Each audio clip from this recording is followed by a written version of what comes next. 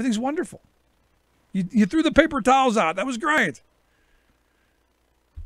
You had the paper towel, like at a wedding ceremony. You caught the paper towels.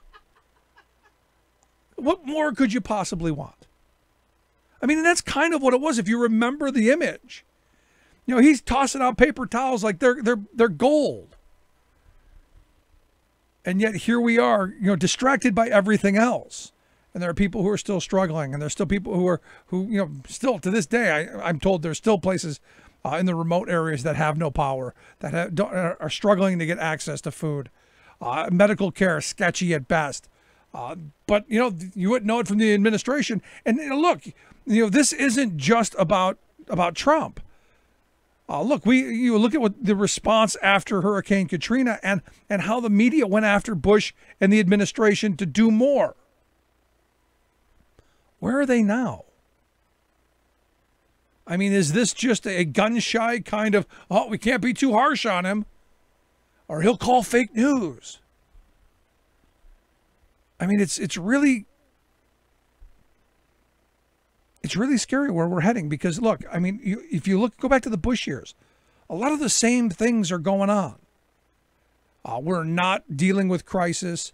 We're giving huge tax breaks to big banks and to the very wealthy. We're loosening up the strings even looser and going, sure, go ahead, big banks.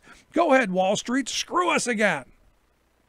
I mean, it's all the same the same things are happening. We're setting the table for the same bad mistakes that we made during the Bush years. Only this time, the guy's a lot better with PR. The guy's a lot better with lying to us. And why can't we just say what is? And why is it that we've forgotten about Puerto Rico? Because, you know, I asked the question, and what happens the next time a hurricane hits? Because let me let you in on a little secret. And I know that this is going to be really hard to believe.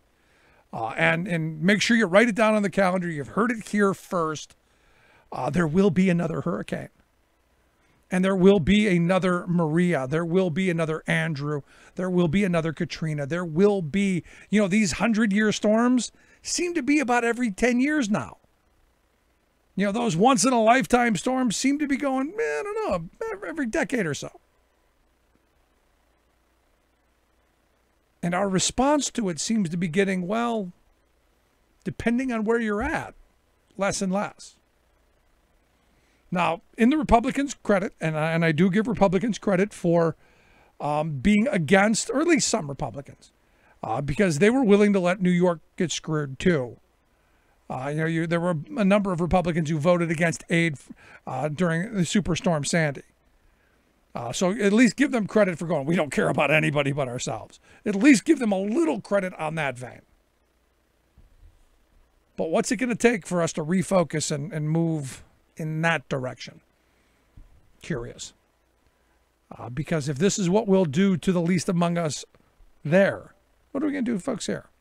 What are we going to do to the next group of people, the next vulnerable class? I know. To steal a line from the guy who's running for governor in Oklahoma. If they can help themselves and they can get along by themselves, good. If they can't, why should we prop them up? Screw them. Let them die. Welcome to the new America. Got to take a quick break. Right back. Stick around. You're listening to The Rick Smith Show. We're working people. Come to talk. Own 90% of the wealth. 10% of the people. Own 90% of the wealth. Where do you fit in? Take a look at yourself. 10% of the people own 90% of the wealth. Where smart policy and sound investment matters. The Rick Smith Show. I'm Rick Smith, and this is Labor History in 2 on this day in labor history, the year was 1937. That was the day known as among the darkest days for labor, the Memorial Day Massacre. For days, strikers had suffered arrests and severe beatings at the hands of Chicago police, who physically prevented them from establishing picket lines at South Chicago's Republic Steel. Joined by supporters from practically all walks of life, strikers decided late in the afternoon to march to the gates, determined to picket. For Michael Dennis, author of The Memorial Day Massacre and the Movement for Industrial Democracy, Southeast Chicago became a crucible in which a wide spectrum of social and political alternatives became possible. The Little Steel strike was propelled by the realization that workers lived in a country dedicated to democratic freedom, but worked under conditions of near autocracy. Men, women, and children, black, white, and Mexican workers all chanted CIO, CIO as they marched down Green Bay Avenue. The Chicago police waited for them, armed with revolvers, nightsticks, and blackjacks. Strikers defended their right to picket as police once again formed a solid line, preventing their passage.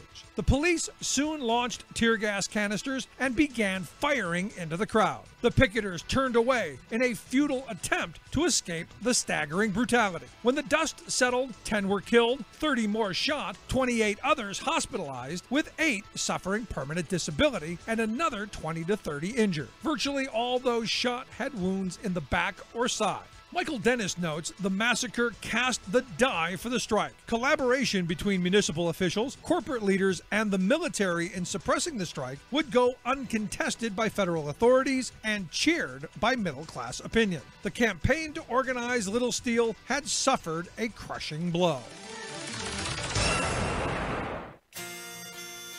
This is cancer. This isn't a sudden crisis that's going to erupt out of the ground like some monster trying to eat us. This is a slow wasting process. I kept the promise till the vow got broke. I had to drink from the laughing cup. I stood on the banks till the river rose up. I saw the bride in her wedding gown. I was in the house when the house burned down. Welcome back to the Rick Smith Show. Check out the website, ricksmithshow.com. So Donald Trump, during his big Nashville rally of about 1,000 people, the pictures I saw, a lot of empty seats, even though the Donald is pushing back, saying, no, biggest ever, most wonderful ever. But anyway, he said, we got $6 billion for opioid and getting rid of that scourge that's taking over our country. He says, and the numbers are way down. We're getting the word out. Bad stuff. He said, you go to the hospital, you have a broken arm, you come out, you're a drug addict with this crap. It's way down, according to Donald. We're doing a good job with it, but we got $6 billion to help with opioid. Now, the AP did a bit of fact checking. They reported that opioid prescriptions are in fact down, but deaths and other indicators of the epidemic are up over 2017. And those developments, they write, have nothing to do with the $6 billion approved by Congress, because that money is for this year and next. So, it's not way down. And the reality is 115 people each and every day in this country die of opioid addiction and opioid overdoses. And, you look at what this administration has really done, the fact that they've gone and they've fought to strip Medicaid away from people, the way that 1/3 of all Americans suffering from opioid addiction get treatment. Yeah, that. So, this whole lip service, sorry, not buying it at all. And in fact, where I'm at here in Pennsylvania, opioid deaths are up 1/3 over the last available year. So stop and think about that for a minute. It's just mind-blowing. We're here to talk a little bit about, this horrible crisis, and also tweeting while on Ambien. I've asked our good friend David Yankovich to come talk with us. David, thanks for taking time for us. Hey, Rick. Thanks for having me. So, I guess Trump's doing really, really well on fighting the opioid addiction crisis going on, huh? Apparently he's doing a good job if I'm listening to him, but I usually don't talk about this kind of stuff too much. But I'm in Florida right now with my mom, who is addicted to opioids, and I'm going through ICU with her, trying to get her off of them. and I'm seeing a whole different universe than the garbage that he's spewing out. How did your mother get hooked on them? She had a car accident about 25 years ago, and she had a lot of back pain over the years. It just it kept getting worse and worse. And then one day she calls me up. This is 2016, I think like August, and she tells me I can't feel my legs. What do you mean you can't feel your legs? She goes, well, I can't feel my legs at all. Like they've been numb for about 5 hours now. I'm like, you need to go to the hospital. No, I'm not doing that. It's a holiday weekend, and I'm not gonna be able to get seen till Tuesday probably. I'm like, well, if you can't feel your legs, it's a serious thing. You need to go. So I scared her enough, and she ended up going, and they ended up having emergency surgery. Her spinal cord was leaking, or spinal fluid was leaking, however you want to phrase it, and her back was destroyed from that car accident. And basically, she'd been walking around on a broken back for 20 years. And then, she's gone through a lot in terms of, being addicted to the pills and getting herself in trouble and everything else. And then, she has this surgery, and this surgery is supposed to make it better. And it did in the sense that she's able to walk because she almost was paralyzed. And that's a win. But, then after that all happened, she has 2 pinched nerves, and she's back to being addicted to all the pills and everything again. And, the reason why I ran for Congress last year and the reason why I decided to go to Wisconsin specifically was because my mom, was addicted to opioids, and she overdosed, and, she was in a coma for 19 days, and she almost died. And I've been fighting with this for over a year and a half now straight, where she's been going through hell. And I'm not going to give her the benefit of the doubt either, but on the other hand, like, this is a serious thing, and you can't just, it's not a problem that you can just throw money at. But the thing is like, she hasn't even gotten her full disability. She got denied for that. So, this is a person who can barely walk, has constant pain, definitely can't work, can't do anything, and getting denied for, any kind of disability or any kind of assistance. And she paid into the system, but it's unbelievable. And I'm unbelievably pissed off. And when I see Donald Trump on TV talking about throwing $6 billion at, I just want to ask, like, where the hell is it going? Because I'm here right now, and I almost lost my mom again this week. I had to, fly here to Florida, and I had to, go through the ICU and face the doctors and try to find a plan and everything else. When, and one thing no one talks about is the victims' families, the addicts' families. When they're going through this, doctors don't want to talk to you. They don't want to deal with this because you're seen as a problem. You're seen as somebody who, you're enabling or whatever, this condition to go forward. It's unbelievable. And it comes with treatment. It comes with getting people on the right track and helping them. Like, there is so much that we have to do here. And honestly, there is zero assistance for this kind of thing at all. And it's all about trying to figure out the system. No, I've heard that from numerous people, that there's no help and there's no direction, and nobody wants to, because it's a crisis that they've created. I think when you look at the ease and the availability of these narcotics, of these pills. Look, I've had some minor surgeries over the years, and the first thing they want to do is write you a prescription for Vicodin or Percocet or whatever, Valium or whatever the painkillers they want to give you, and you go, no, I think I'll be okay, But I look at how many people they've hooked on this stuff because, well, I guess nobody should ever feel any pain or feel anything. Well, the thing is, it's not just, like, I know my mom's in pain. Like, I give her that. But why is a doctor prescribing her 3 separate opioids, heavy opioids? And then also, why are they prescribing her 3 different sleeping pills and 4 different anxiety medicines? Like, whether my mother is addicted to the medicine or not, like, a doctor should be responsible enough to not do that. And that's the fight that I'm currently in this particular situation, is why are you prescribing all this medicine to my mom? Who needs to have 3 different sleeping pills? Certainly one should be able to do it. Apparently Roseanne took an Ambien and is, race tweeting, being racist and being herself on Twitter. And, that's, I guess forgivable for the president. But, what about 3? What about 3? And then you're on morphine. And then you're also on, anxiety medicines. And you're on, 20 different other things. And, so who that's justifies the thing, is everything So let me ask you, when you talk to these doctors, how do they justify that? How can someone look you in the eye and go, yeah, that's medically necessary, that we've prescribed all of these painkillers, all of these sleep aids, all of these anxiety things? How do they justify that? Oh, they justify it by the pain management scale. your mother is on a scale of 10 of 10, so we justify it by the amount of pain that she's in towards the milligrams that we give her. And then they always say that there's some kind of plan. There's we rotate the pills or we do whatever. But when you have somebody who, because she takes them, she gets confused, and then she takes more, and then she gets confused, and then she lands herself in a hospital. Yeah. So how do you plan for not having her overdose then? Because I'm sure she's not the only one that's going through it. When you look at the fact that 115 people each and every day in this country die from overdoses, somebody's doing something wrong. If you take like the two, one of the biggest things that we talk about right now is, gun deaths and how many gun deaths there are a day, and that is absolutely astounding, the numbers that are dying because of that.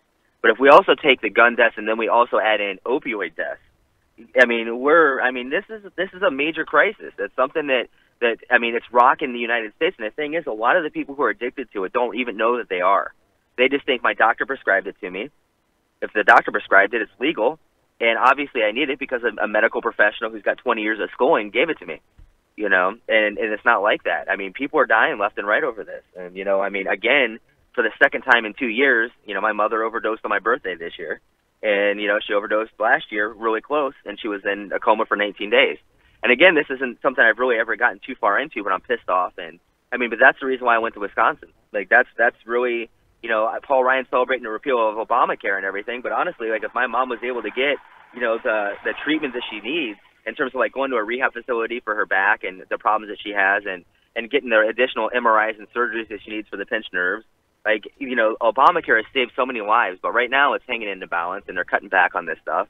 And disability alone, the story is that you have to apply 3 times, because the first 2 times you're going to get denied, and the third time you might get it. You have a 17% chance or something like that. So people have to, apply multiple times to do it. And but that's the reason why I decided to run. That's the reason why I moved across the country and challenged the Speaker of the House. And this is one of the most personal and important issues that I'm facing and trying to fight for in terms of the midterms in 2018, and getting Democrats in there who actually get this, or keeping Democrats in there who are fighting for it already. You look at this, and at some point, this touches everybody at some point. I know people who have gone through, being hooked on opioids, and then having them, yanked away from them, and then they're searching for alternatives, whatever else is out there that can get. Or, I think of the one guy that I know ended up killing himself, and you go, there's got to be something better than this. Well, honestly, right now it feels to me that I am in a position where my mom is going to die soon. And I'm not saying that to be dramatic. I'm not saying that to get pity. I am in a position where she is going through something, and I don't think that I can get her out of it. And that is a really hard thing to take, especially when you can get zero help from anywhere, from anybody to help you get through this kind of stuff. And there's no instruction manual. There's no even the caseworkers at the hospital. It's all very clinical, and the social workers and that kind of stuff. It's very just by the book. This is how you do it, whatever. These are some phone numbers. Here's a piece of paper. Call this center. But there's nobody that I've met in the communities or anything like that can sit down and be like, these are the options. This is what's going on with healthcare. This is what's going on with the laws and what you can accomplish. It's basically you're on your own. Good luck. And, very clinical. It's very difficult to do. And the thing is nobody should have to go through this, especially with their mother or loved ones. I feel for you, and I wish you the absolute best in this. But from a policy standpoint, where should we be pursuing? Is it more rehab? Is it better pain management? Where do you see the beginning of this? Because I don't know. I hear a lot of reports that states are trying to do things, yet I keep seeing people dying. I keep hearing reports of this getting worse. What are you telling folks that they should be doing? What's the message for Democrats? Since it appears that Republicans aren't doing a lot. And this again, well, Republicans aren't. This shouldn't be a partisan issue, but it seems almost though it is.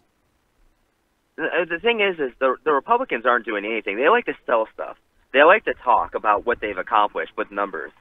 But the thing is in this kind of situation, this isn't a number. This is my mother, and this is your mother, or this is, you know, whoever's out there. I mean, the first step in this would be to get her in a place where she was more financially able to take care of herself, instead of, you know, basically being in a position where you're screwed and good luck and everything else. Like, I mean, she can't get the disability and she can't get the full coverage. Her insurance doesn't cover her to get certain MRIs or sometimes go through a rehab facility or, you know, get treatment for her back problems.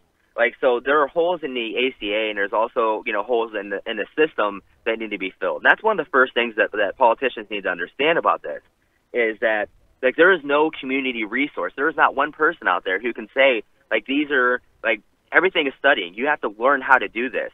So, like, you have to figure out, like, what rehab facility would take your insurance, and if you get lucky, and if there's a 90-day hold, if there's a 2-year hold, a year hold, or whatever. Like, but there's no resource in the world that can, like, prepare you for this. And there should be someone at the hospital that is like a social worker that can sit down, listen to your individual case, and help you customize it to what's going to be most beneficial to the patient.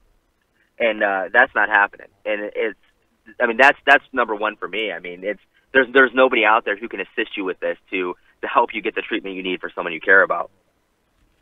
It's insane to me. And, you know, as you've said, your mother's in the hospital. You're going through trying to save her life. They're doing all of these things to save her, but they're not doing anything to make her life better. And this is just one of those moments where you go, you know, I don't quite get the policy aim of this. You know, I've seen throughout my life, you know, situations where, you know, we've saved people's lives with healthcare. You know, and I think of a guy in particular, and then you end up kicking him to the street, and he's homeless, and there's no way to find him a place to sleep, but you're spending hundreds of thousands of dollars to keep him alive. It just seems so screwed up and so insane.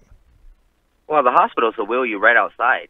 Like, they'll take you right to the bus stop and wheel you out there. Oh no, there were stories out of California of them putting you in cabs and dropping you on Skid Row.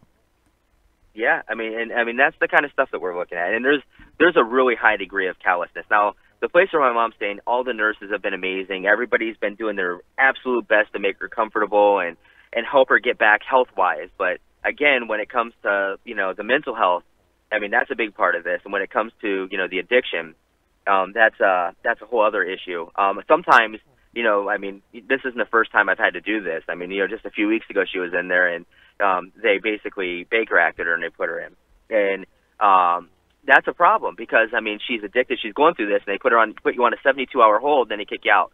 And there's no treatment. They don't talk to the family. You know, the HIPAA laws and stuff like that are in place that, you know, they don't have to. So, like, they send her home, and we don't know what's going on. They haven't given us the benefit of the information that they received in the 72 hours they had her in a hold there. They just basically take her there 72 hours and send her home. And then, you know, the next day she was there again, and the day after that she was there again, and then, you know, to the point where she got herself to the place where she had to be in the ICU. It's heartbreaking, it's devastating, and honestly, you know, I'm 32 years old, and if you would have told me at 30 years old 2 years ago that I would be having to deal with, you know, major medical issues, and every decision I make is going to affect the, you know, rest of my mom's life. And when she was in a coma, I was making decisions that, I mean, I never thought, like, you know, they call me up and say, like, you know, her pulse is off rhythm. You know, we need to shock her heart back into rhythm. You need to do this now or she's going to crash. You have 30 seconds. What's the long-term, you know, what is this going to do long-term? We don't have time to talk about that. You have 20 seconds. You have 15. You can hear it in the background. Go. What are you going to do? You know, and, I mean, there's long-term ramifications to that kind of stuff. But right now, I mean, because she's of sound mind and she's in there and she's able to communicate and do that stuff, there's absolutely no reason for anybody to talk to me unless she gives them permission or does that kind of stuff too. So it's absolutely devastating. And that's what makes me so mad about the Roseanne thing. You know, she's I mean, first off, I mean, I didn't think it was a good idea for Disney to do this anyway, but she's, you know, using, you know, I took Ambien and that's the reason why I'm racist. Like, it's such a cop-out, and it's such an insult to the people who are really going through this kind of stuff. And you know, the Republicans and Trump and everybody's just like, yeah, that's 100% a valid excuse.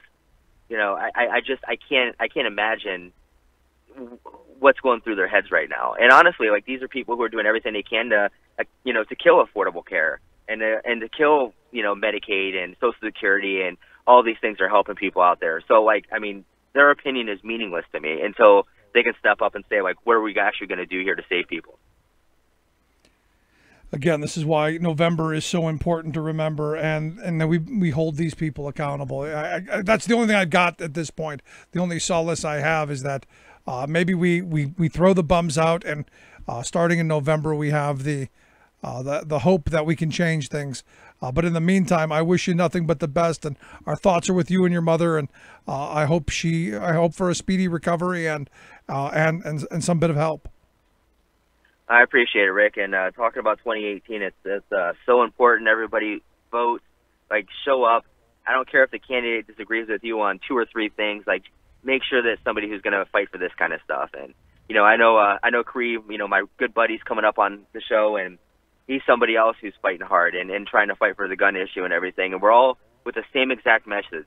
Like it's so important that you show up this time. Show up in 2018. Show up in the primaries, but show up in November and vote them out and get Democrats in there who are going to fight for health care. There you go, David. I appreciate the time. Gun legislation. No, thank you, Rick. Have a good one. Best of luck to you. Again, the horrible tragedy, and thanks, David, for sharing that. It's tough. It's hard to share those stories, and it's wow, just terrible. Quick break. Right back.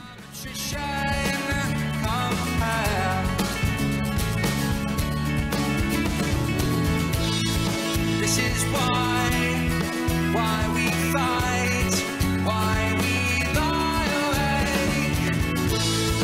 This is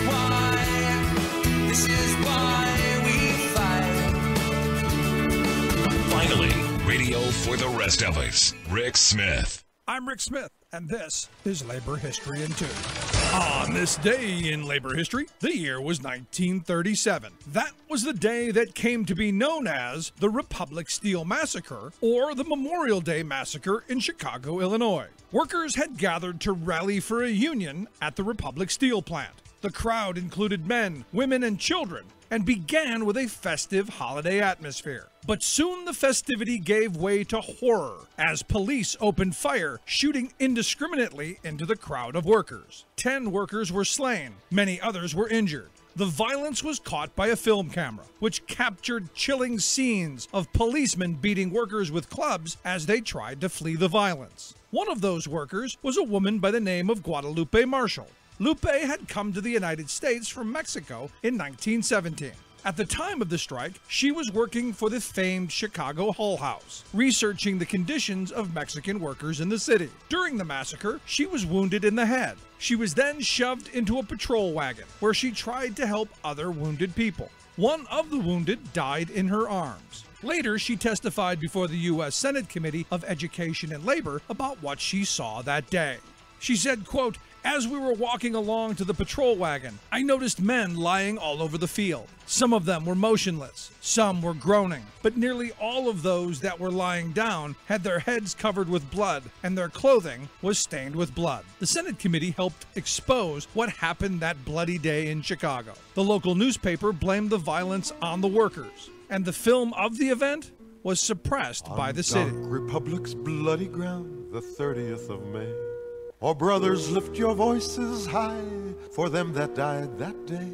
The men who make our country steel, the toilers in the mill. They said in union. Like what you hear? Check out more at laborhistoryin2.com. The most important issues of the day. This is the Rick Smith Show.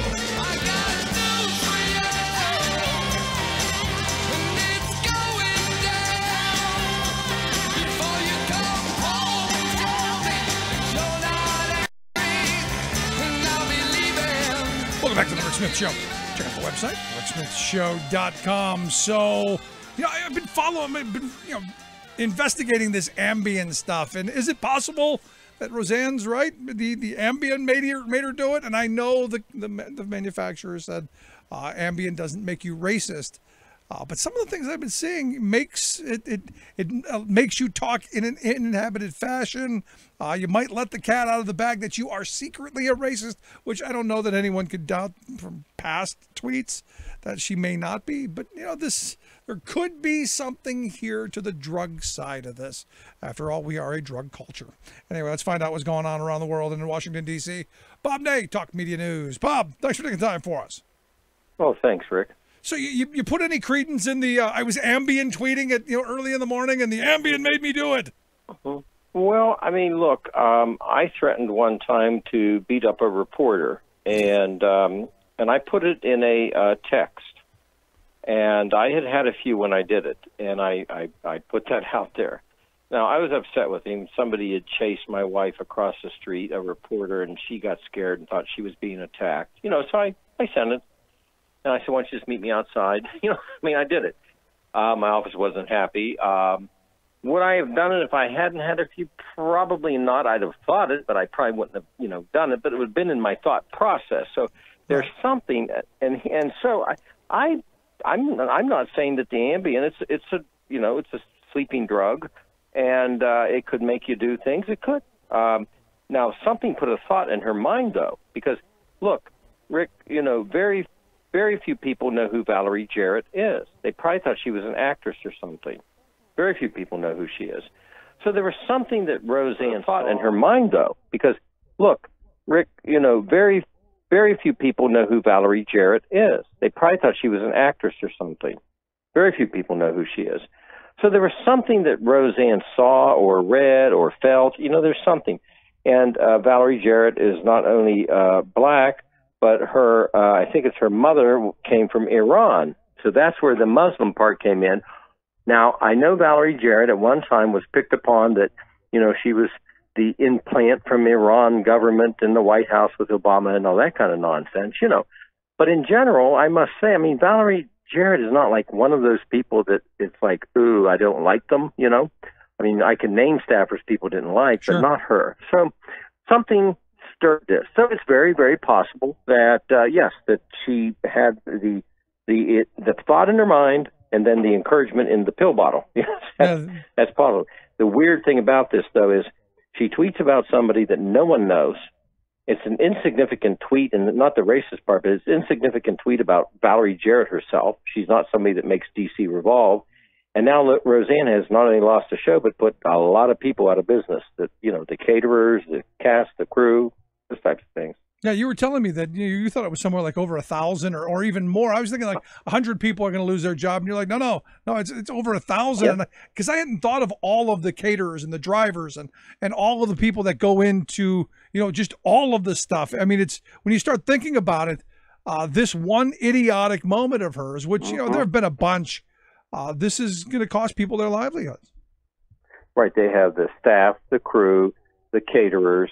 They have the advertisers, the people that work for them, and this decreases the advertising. You can just go on this. And so, yeah, this is some damage. And, when this first happened, I had a friend of mine said, she was taken off the TV because she's pro-Trump. That's not why, Then they said, well, why is Jimmy Kimmel still on, or some people like that? And because they made fun of the president or something. Everything's different. Here's the bottom line. ABC is a corporation. Now, It was Disney, I guess, in this case, whoever owns it. Honestly, I don't follow that stuff, Rick, but it's a corporation, and they will make a decision.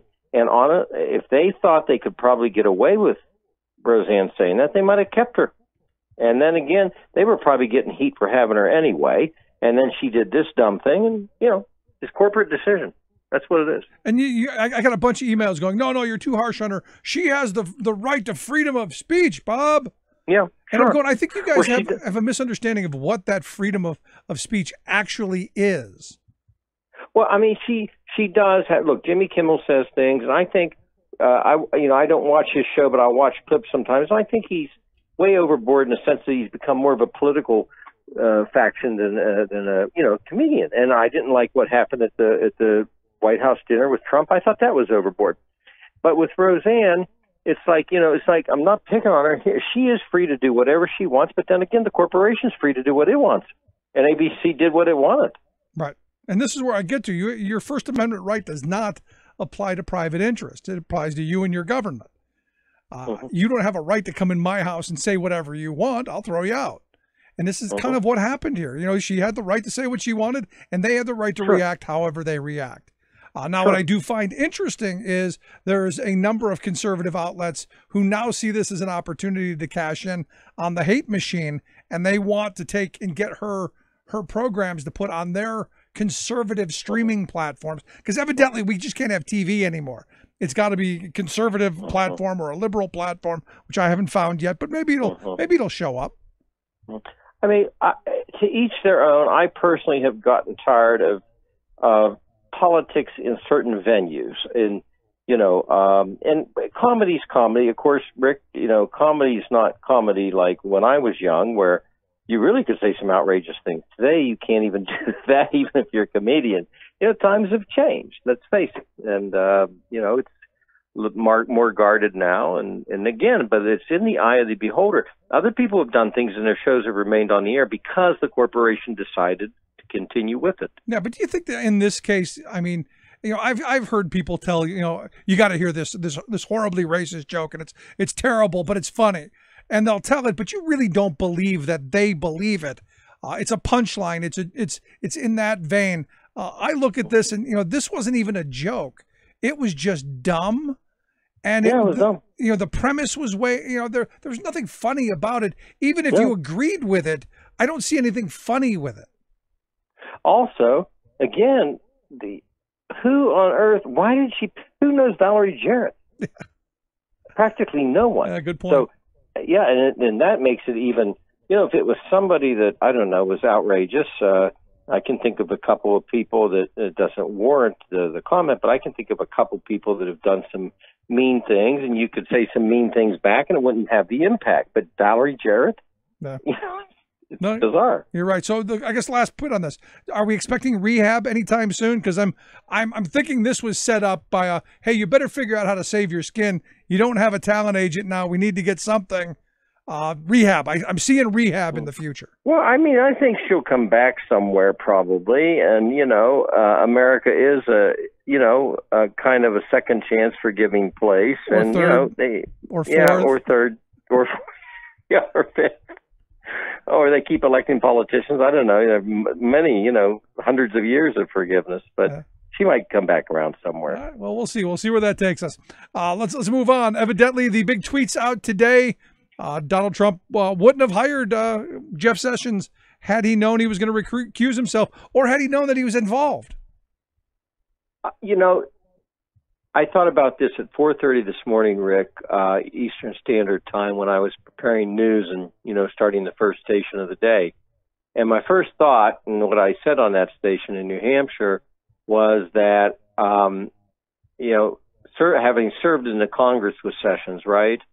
I'm looking at him and I'm thinking one of two things. He is either desperate for this job, or he has some form of masochism in his being, because why would you continue when your boss says, I wish I wouldn't have hired you? I mean, think about it. So I don't know what's going on there. I think Trump's frustrated with him because Sessions is not, doing this or that in the Justice Department, and, with the Russian thing, or going after Hillary to, indict her. But how do you publicly do that? It's almost like Obama appointed Sessions and Trump stuck with him. So he's got to say, I don't like the guy. I don't know. I see it at this point that, Jeffy gave up the Senate gig. This was like a dream job. He's miserable in it. But the only thing that makes him happy is knowing that his presence makes Trump miserable. Well, it's something. Because I mean, that's the only thing I can think of for him, not just to walk out and, give him the double barrel one finger salutes. I mean, what do? You walk in the president's office, next time you see him, say thank you. Don't you bring it up to him, president or not? Do you not like me? You want me to quit? No, at this point, you got to know he doesn't like him. With all of the tweets and all of the comments and all of the stuff that's going on. So all I can come to is that this gives Jeffy some bit of satisfaction knowing that, I'm sticking it to him just by being here. Because I've worked for people like that you knew that they hated you. And the nicer you were to them, the more upset and the more angry they got with you. There was one guy I worked at. I used to bring him flowers occasionally. Mm-hmm. I was thinking about you. Have a great day. Mm-hmm. And it used to send this guy into an absolute rage. And he would just be miserable the whole day. Wow. So that's how I see it with Jeffy. I mean, it's we'll see. And finally, could it possibly be true that Trey Gowdy has torpedoed the Spygate Well, he won't torpedo it, but it's very I'm watching this. It's interesting to see Dershowitz defending Trump's lawyer in the system, right? Because there is a process, and so I can appreciate that. When it comes to Trey Gowdy, it was very fascinating to see him, take this tack.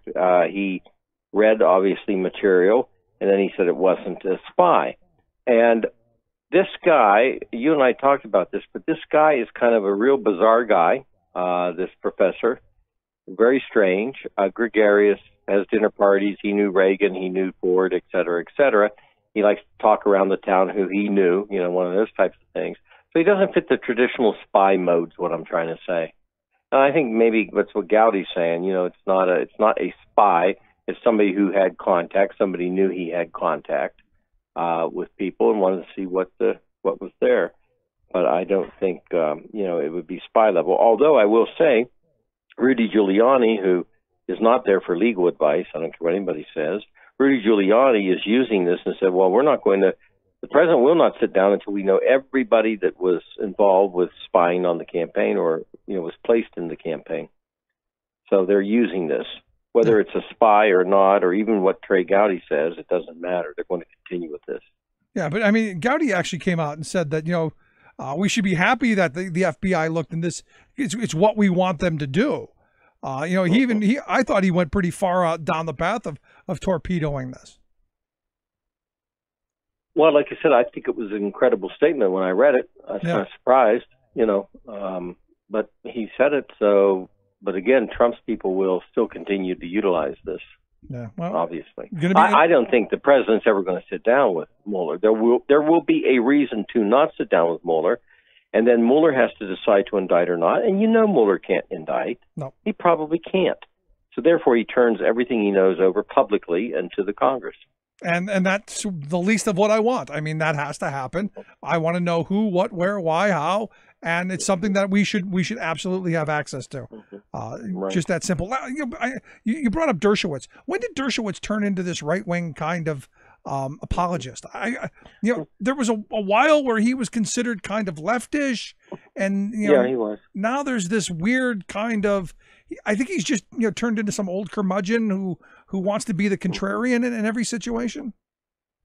Yeah, I mean, I've seen some of his things where he does do that. He comes along. Now, I think there's some valid points from an attorney's point of view, and I think a lot of the legal people haven't spoken up because, frankly, honestly, they just can't stand Trump. I think that's part of it, Rick. Could be. But what he's looking at, I'll give you one example that we dealt with. Nancy Pelosi and myself and the speaker at the time, Hastert, we defended Bill Jefferson, the congressman from Louisiana. Cold cash.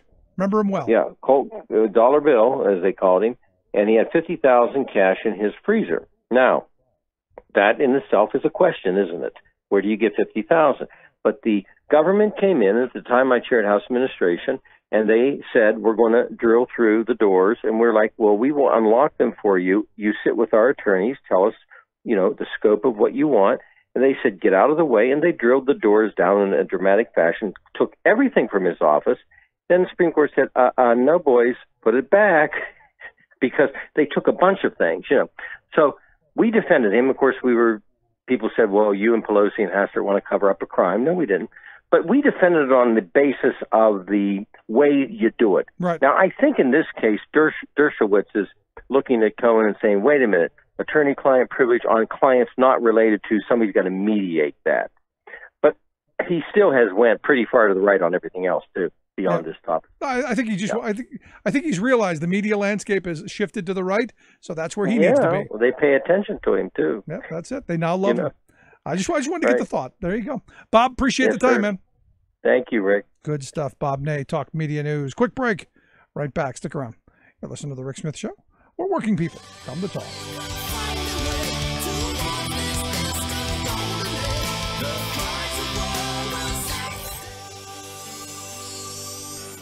I'm Rick Smith, and this is Labor History in 2. On this day in labor history, the year was 1937. It was a day that would become known as the Memorial Day Massacre. 10 demonstrators were killed by police bullets while protesting at Republic Steel on the southeast side of Chicago. U.S. Steel, also known as Big Steel, had signed a contract with the Steel Workers Organizing Committee, part of the CIO. But several smaller companies, known as Little Steel, refused to recognize the union. This included Republic Steel. The union called for a strike against Little Steel. In Chicago, sympathizers from all around the city gathered on Memorial Day at Sam's Place, a bar where the union set up its strike headquarters. After a round of speeches, the crowd began a march across a field toward the Republic Steel mill. They were stopped midway by a formation of well-armed Chicago police officers. While demonstrators at the front of the procession argued for their right to proceed, police mercilessly fired into the crowd and tracked down people as they fled. Molly West, a typographical union Local 16 member and a youthful demonstrator at the time, remembered hearing the police scream, "Get off the field or I'll put a bullet in your back!" Newsreel footage captured the barbaric and bloody scene. The state's attorney exonerated the police and their assault. But a federal congressional committee found the police had indeed used excessive force. Today, there is a sculpture commemorating those who were killed. The sculpture was created by Ed Blazek, a former employee of the Republic Steel Company. It features 10 steel pipes, each representing a smokestack of the 10 steel mills that once operated in the area. They also represent the 10 demonstrators who were executed for the crime of wanting a better life. Labor History in 2 brought to you by the Illinois Labor History Society and The Rick Smith Show. Waving the flag of freedom for people, not corporations. Rick Smith.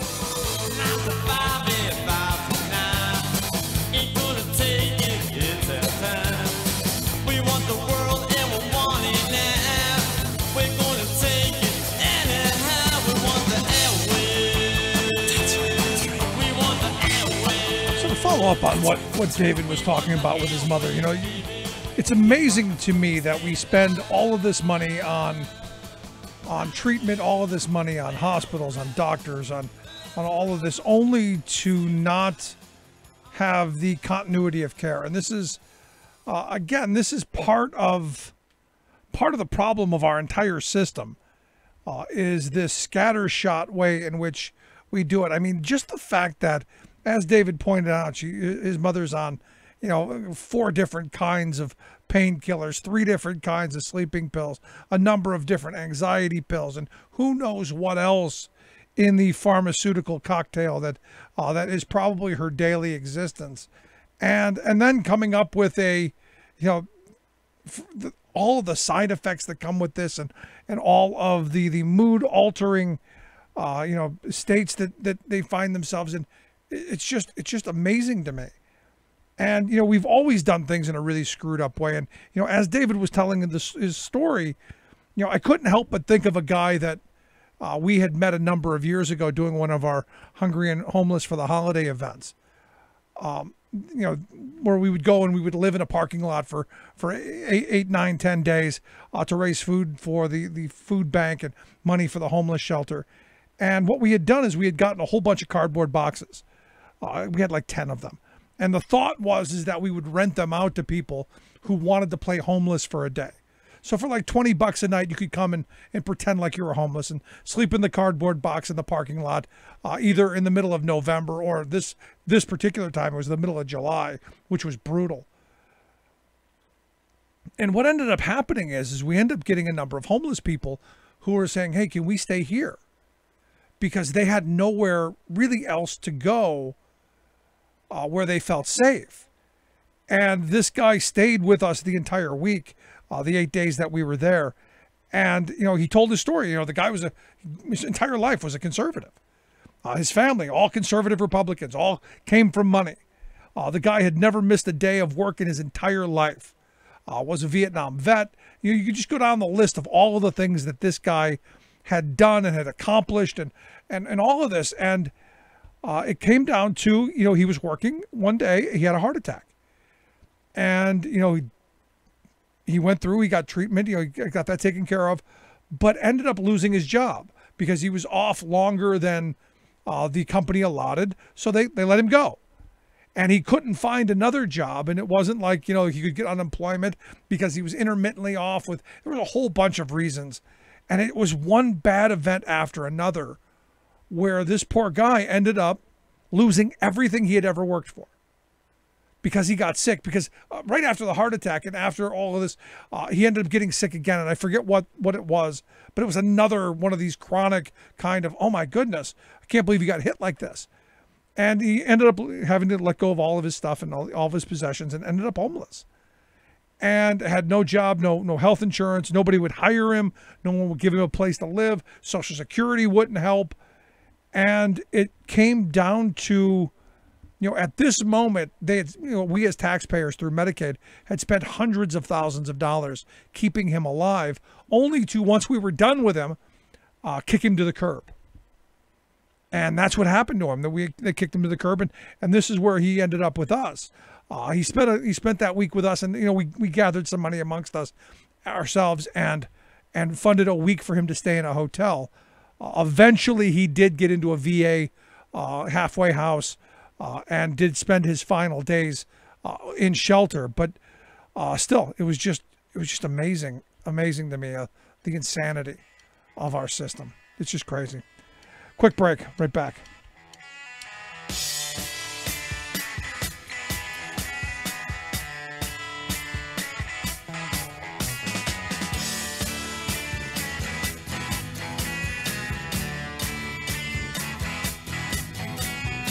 Controversial, thought-provoking, opinionated. Rick Smith.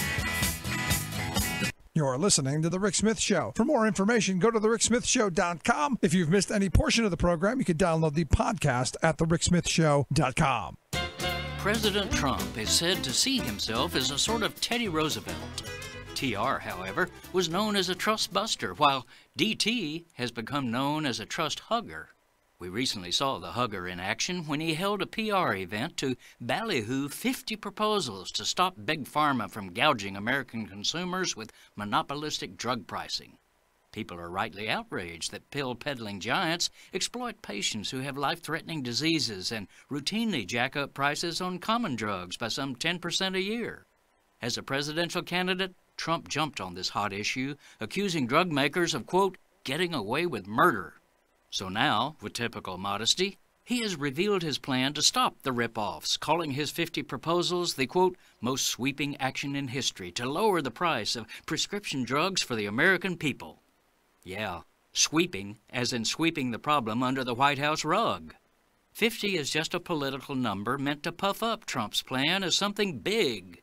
But as one congressional Democrat pointed out, all 50 amount to, quote, a sugar-coated nothing pill. It even fails to include his own campaign promise to use the purchasing power of Medicare to negotiate lower prices for seniors. Far from feeling punished, Big Pharma itself felt it had gotten a warm presidential hug. Drug company stock prices went up immediately after the presidential speech. This is Jim Hightower saying, it's really no surprise that Trump is letting these corporate profiteers continue getting away with murder. After all, political posturing aside, he has stacked his administration with drug industry executives like Alex Azar, a former Eli Lilly honcho who is now his Secretary of Health. How revealing that Azar was standing right behind the president at the White House media event, beaming and applauding as Trump announced, well, a lot of nothing. Hightower's commentaries are brought to you by the Hightower Lowdown, the monthly newsletter with Hightower's take on what Wall Street and Washington are up to. For information, visit hightowerlowdown.org.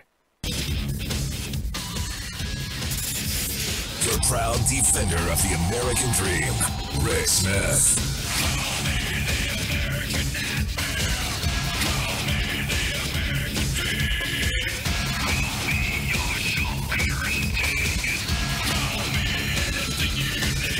Welcome back to The Rick Smith Show. Check out the website, thericksmithshow.com. Questions, comments, something on your mind, you can email me, Rick, at thericksmithshow.com. So, obviously, the big news, Roseanne Barr. Not very clever, but fortunately out. Now, what's interesting to me is that the conservatives are now seeing this as an opportunity to cash in. In fact, former Trumpite Michael Caputo wants Roseanne to put her program on his conservative television streaming startup. It's called, I guess, Bond. Maybe it's short for bondage. I don't know. But that's what Michael Caputo wants to do. Sees an opportunity to cash in on hate. I'm here to talk a little bit about what we're seeing, what we know. I've asked our good friend Curry Pennebaker to come talk with us. Curry, thanks for taking time for us. Hey, thanks for having me on again. So what do you think of this? What do you think of all of this? Is this much ado of nothing? Is this insanity? Where are your thoughts? It's definitely not insanity from the reactions to it. It's insanity that Roseanne would think that was something that is acceptable to say and then try to cloak it under the guise of comedy. That is blatant racism. I mean, that is something that has been this trope about equating black folks to apes is not anything new. So it's a real shame that is the way that she views Valerie Jarrett. And I mean, I actually do know Valerie Jarrett, by the way. I shared a clip yesterday after this happened of Valerie Jarrett hugging me after a speech I gave in D.C. and about my mom. And Valerie said that my mom would be very proud of me. So it's unfortunate on one hand that Roseanne thought this was okay. It's even worse that their people are defending her. And when you look at those that are defending her, those are the same folks that are saying that it is okay to call Colin Kaepernick a son of a bee and that he should be fired for kneeling. He didn't even say nothing, you know.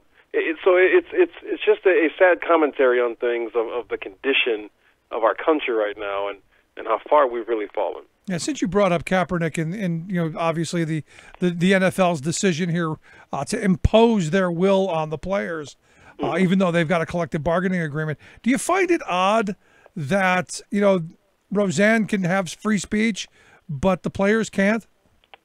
Oh, absolutely, especially when, as you mentioned in your last segment, free speech doesn't apply in either situation. I mean, those are private companies that have their own conduct policy, and we don't have to agree with their policy, but this is not a free speech issue. I mean, because that exists between a person and the government. But on one hand, with Colin Kaepernick, I wish people would be more outraged about why he was kneeling rather than the fact that he's kneeling, and address those issues. The day they came out with the ruling, we saw the video released of Sterling Brown and how he was abused and brutalized here in Milwaukee. It is ironic that that's the way that cycle played out. But again, they aren't worried about why he's kneeling. They just don't want him to kneel. It's like, hey, be quiet, go get in the locker room. We don't want to see this. So I hope we're going to have some NFL players who will continue to kneel. And I'm glad that there are a couple teams that are willing to pay those fines. But this is something that the NFL did not have to do. They did not have to bow down to the lowest common denominator of the ugly side of our country or Donald Trump. I think it was just a wrong move, and it just shows again how far we really have fallen. Yeah, you know, I'd wondered because, you know, before they made the announcement, there was some talk about a 15-yard penalty, and I was going, well, they're not going to do that because if players on both sides do it, then they'll just be offsetting penalties, and I'm okay with that. Right. Yeah, I mean, again, it's something they didn't have to do. I mean, doing having this big to do before the game isn't something that is a time-honored tradition for the NFL anyway. This happened after 9/11.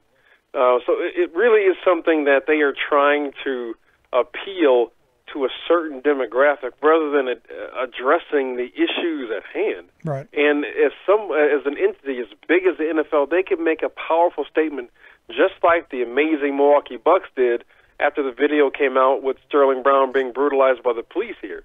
They could have made a positive statement about how we can't allow police to brutalize black and brown men like this and get away with it. We demand justice. We stand with our athletes of color, our communities of color, and our fans. That would be something that is uplifting. And instead, they decided to bow down to the likes of Trump and those who think Colin Kaepernick doesn't deserve his ability to speak up. It's interesting, and if you watch the video, and I highly suggest people that do, I don't know when it took 10 cops to issue a parking ticket. I mean, I looked at it and I'm going, how is that possible? So you give them a parking ticket, you go away. Or you get a hook in there and you tow the car away. You don't have 10 cops show up and tase the man. Yeah, and so this is something that unfortunately is not unique and doesn't, this is not just a one-off, right? So when it's sad that, we black men are not looked upon or profiled as being millionaires or businessmen or professional athletes. We are profiled as being a criminal first and a threat first. That's why they brought all those cops there. It wasn't because they wanted his autograph. They brought all those cops there because they immediately thought he was a threat. And you can see the video. He's not being combative. He's compliant. He doesn't want to take his hands out of his pockets because he's afraid that something like what happened to Amadou Diallo, who just had a wallet, or Stephon Clark, who just had a cell phone. Any sudden movement by a person of color in a situation like that could be a death sentence. And to see that man tased the way he was and thrown around like that is really, really unfortunate. And it's uncalled for, and it's something that we as a country, whether you're white or black, we definitely should stand against that and stand with people like Sterling Brown and people of color who brutalize all over the country. Yeah, I'm with you. Well, let's change gears for a second. Enough with the Roseanne and the ambient tweeting. Do you buy the ambient tweeting, by the way? No, but I was listening to the other segment. I mean, I don't want to demonize those who need to use certain drugs to either to sleep or to deal with whatever circumstance they're dealing with. And I certainly don't want to blame it on a drug like that. But again, I mean, we've all said stupid stuff when we've been drunk. But that's not an excuse. That really isn't. She needs to own it. And it's not. This is not something that's a first-time deal for her. I think when you do make comments like that, it just reveals who you are. It's that quote, "Believe them the first time when they show you who you are." And that's what she is.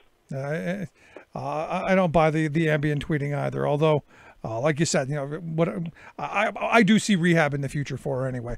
But I wanted to ask you about evidently the governor of Texas has come out with a 40-page proposal on how to stop gun deaths and how in schools and how to beef up security.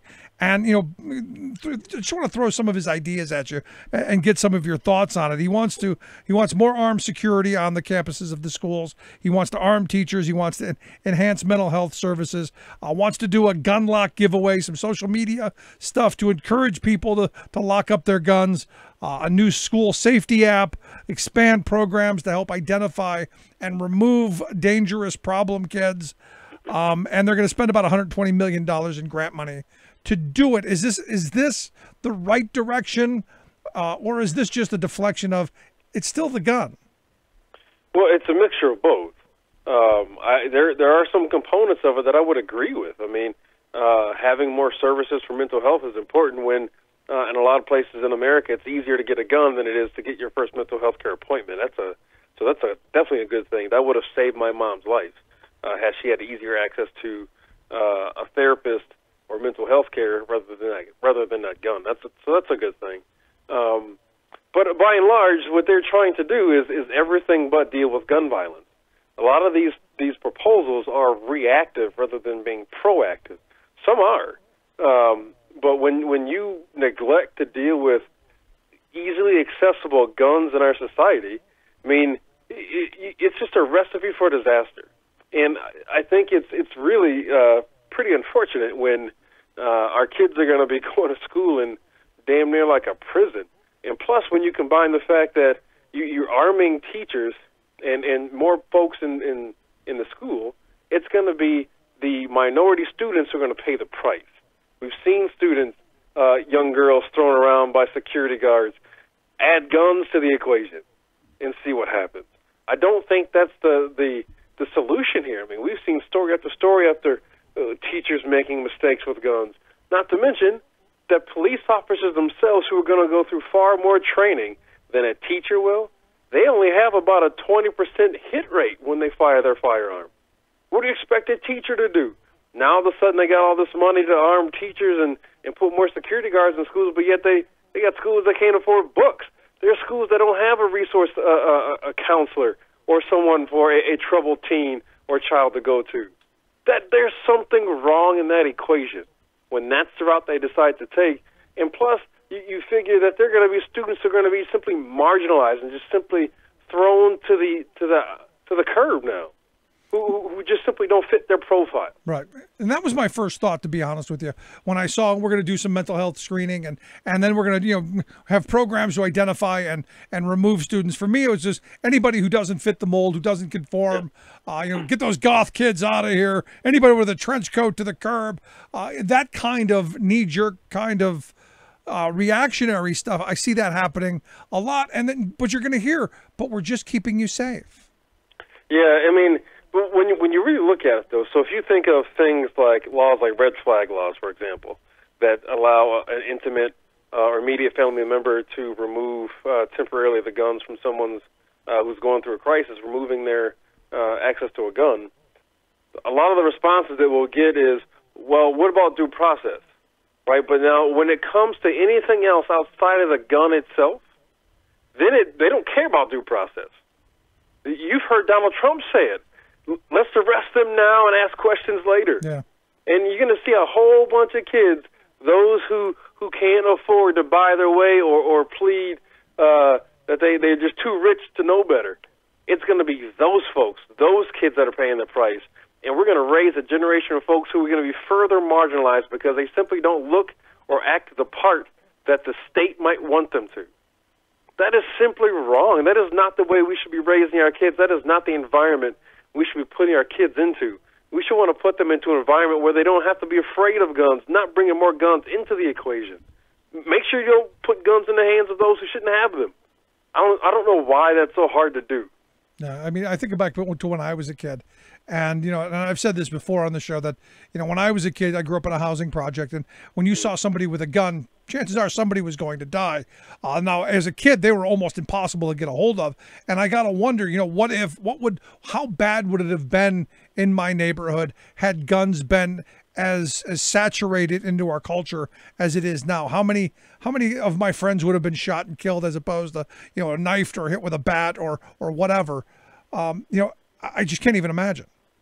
Yeah, me neither. I mean, if more guns made us safe, we'd be the safest country on earth. Yeah, we have more guns than we have people, but yet we have a deadly epidemic of gun violence with 96 people being shot and killed every single day and more than 200 that are shot and injured and survive. There's something wrong with that thought process where we value the gun or we romanticize being the hero. That is the thing that the NRA has done. It has made people, for one, be afraid of the other, and two, made them think that they could be the hero, rather than making sure people are safe.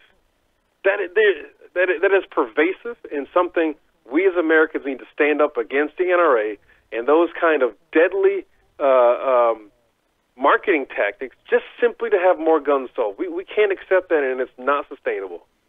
It's incredible, and you're right. The NRA is doing an incredible job. If you look at their social media and their propaganda machine, that NRA TV, that pure propaganda, top to bottom. Yeah, they had something on the other night talking about how the NRA has stood up for black folks. No, they haven't. And in the '60s, when Ronald Reagan was governor of California, Black Panthers showed up to the state capitol with guns. And pretty quick, they passed the Mulford Act so you couldn't open carry. That was a direct response to black folks with guns. So isn't that the answer then, Kari? I mean, if you take if you take the NRA's thought process, and I've had people tell me this, that every black person should in the state of Pennsylvania should open carry, because if they're already afraid of you, shouldn't you give them a reason? No, I don't. We don't have the luxury of giving them a reason. Because there might be a lot of folks that are still armed who still are going to assume that the worst in us and look at us as a threat, and shoot first and ask questions later. That's not a game I'm willing to play with my life, but theoretically, in conversation, okay. But in the reality of things, when unarmed black man with a cell phone can be shot at 20 times and hit 8. I'm not willing to play that game, man. I hear you. I did want to ask you about one other thing. I saw this story about the principal of the school down in Parkland, who her daughter was one of the 17 killed, and the treatment that this woman has had to bear in this school district, who have, they've tried everything they can possibly do to make this poor woman's life miserable, or so it appears from the outside. I wanted to get some of your thoughts on it. Yeah, so now I believe they voted last week to withhold her pay or not pay her enough due to the time that she had to take off dealing with her daughter's death and funeral. I think that's abhorrent, right? If we can't be a society that practices empathy and compassion, then we really aren't headed in the right direction. And it's just a greater commentary on things of how they are valuing the wrong thing, and it's not people. And it's really unfortunate that this family is being victimized all over again. And I'm hoping that those in that community are going to rally around her and help fill in the gaps financially where that school district has failed her, and they've failed her twice.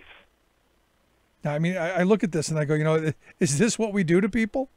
Apparently.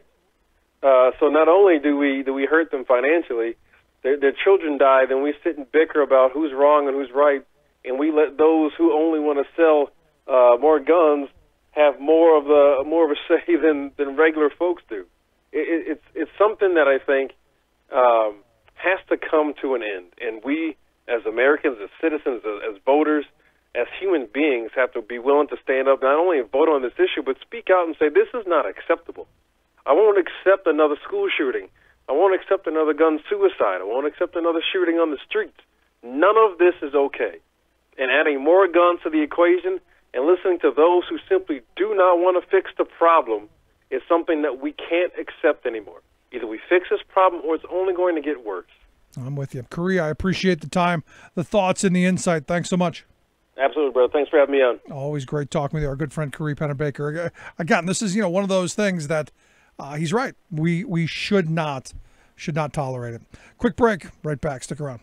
You're listening to the Rick Smith Show.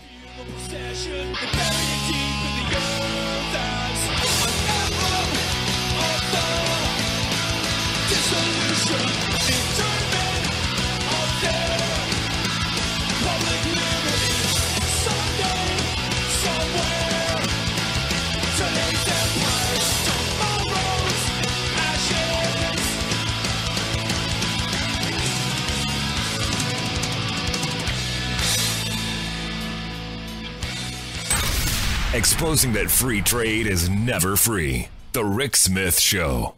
I'm Rick Smith, and this is Labor History in 2. On this day in labor history, the year was 1937. That was the day known as among the darkest days for labor, the Memorial Day Massacre. For days, strikers had suffered arrests and severe beatings at the hands of Chicago police, who physically prevented them from establishing picket lines at South Chicago's Republic Steel. Joined by supporters from practically all walks of life, put a thought in her mind, though, late in the because, afternoon to look, march to the Rick, gates, very few people know who Valerie Jarrett is. They probably thought she was an actress and the movement for industrial very few democracy. people know who Southeast she is. Chicago So there was became something that Roseanne saw or read or felt. There's something. And Valerie Jarrett is not only black, but her, I think it's her mother came from Iran. So that's where the Muslim part came in.